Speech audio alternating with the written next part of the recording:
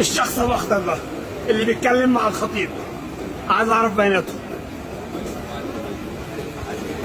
لو سمحت يا استاذ. قبل ما يمشي هزقني، وعايز اعرف بيانات الشخص ده اللي بيبتسم ده، نمرة 22 ده اللي شتمني. هو ده، ايوه ده. عايز اعرف بيانات عشان عامل ضده بلاغ دلوقتي.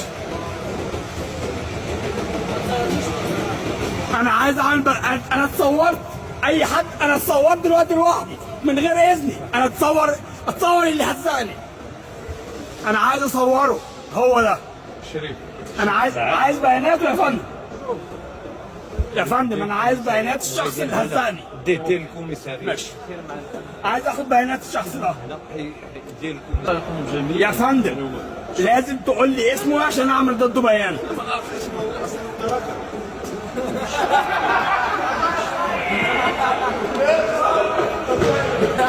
الشخص ده اللي سنه في قد اولادي قال لي شتمني شتايم مخله.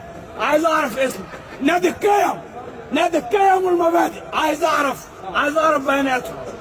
ممكن تمشي لمكتب الشرطه. الاعلام بتاعهم بيقول ان هم تجنبوني، ودلوقتي اللي عملوه وقله الادب معايا دي لازم مصر تعرفها. نادي القيم والمبادئ يا خطيب. نادي القيم ولادك بيعملوا ايه يا خطيب؟ هذا الحارس الثاني للاهلي، انت تعرف من هو الحارس الثاني؟ ما اعرفوش. الحارس الثاني ما اعرفش يا فندم. انا عايز اعرف اسمه. اعرف اسمه. عايز اعرفه لو سمحت.